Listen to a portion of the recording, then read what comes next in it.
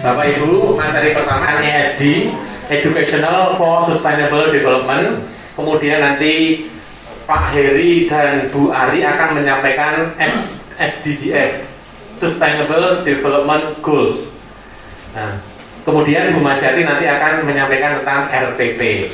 Pertama kaitannya dengan ESD, Educational for Sustainable Development. Ini bisa diartikan upaya mendorong masyarakat untuk secara konstruktif dan kreatif dalam menghadapi tantangan global serta menciptakan masyarakat yang tangguh dan berkelanjutan.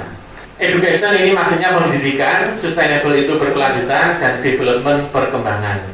Nah, tujuan dari Educational Sustainable for Sustainable Development ini adalah memberdayakan dan melengkapi generasi sekarang dan masa depan untuk memenuhi kebutuhan mereka menggunakan pendekatan yang seimbang dan terpadu. Nah, di ESD nanti tujuannya untuk mencapai SDGs ya, Sustainable Development Goals. Nah, apa goalsnya?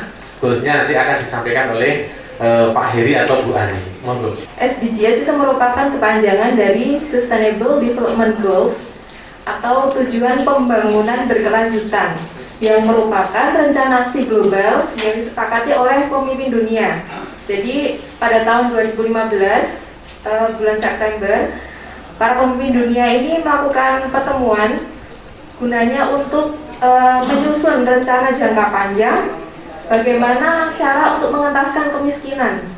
Bapak Ibu, di 17 tujuan SDGs itu yang pertama tanpa kemiskinan, terus yang kedua itu tanpa kelaparan, yang ketiga kehidupan sehat dan sejahtera, keempat pendidikan berkualitas, 5 kesehatan kesetaraan gender, 6 itu air bersih dan sanitasi yang layak, terus ketujuh energi bersih dan terjangkau, dan 8 itu pekerjaan layak dan pertumbuhan ekonomi, yang ke-9 industri, inovasi dan infrastruktur, yang ke-10 berkurangnya kesenjangan, yang ke-11 kota dan pemukiman yang berkelanjutan, yang ke-12 konsumsi dan produksi yang bertanggung jawab, yang ke-13 penanganan perubahan iklim, yang ke-14 ekosistem lautan, ekosistem daratan, dan perdamaian, keadilan dan kelembagaan yang tangguh, yang ke-17 itu kemitraan untuk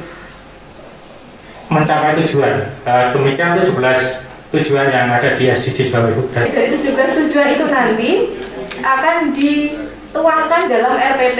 Jadi untuk mengintegrasikan di dalam RPP, kita tidak perlu merubah RPP kita, tapi kita hanya mengintegrasikan atau memasukkan konsep-konsep ESD dan SDGs itu dalam rancangan pembelajaran kita secara eksplisit, tapi harus kita rencanakan dari awal. Kalau bisa ya SDG 1 sampai 17 itu bisa ada di dalam mata pelajaran kita.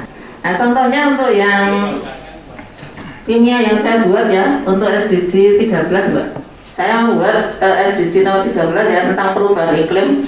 Jadi materi saya tentang dampak pembakaran sempurna hidrokarbon itu kan karena adanya gas CO2 yang terbentuk ya, yang dihasilkan dari pembakaran sempurna. Dan ternyata sumber dari CO2 itu banyak sekali dari pembakaran minyak bumi, dan itu didapat dari pembakaran bahan bakar. Jadi kita kan tidak lepas dari bahan bakar ya, karena kita menggunakan sepeda motor dan kendaraan bermotor. Peningkatan CO2-nya itu akan meningkat dan akan menyebabkan pemanasan global. Nah, kemudian anak kita ajak untuk berpikir apakah ada kaitannya dengan itu, kemudian bagaimana cara mengatasinya.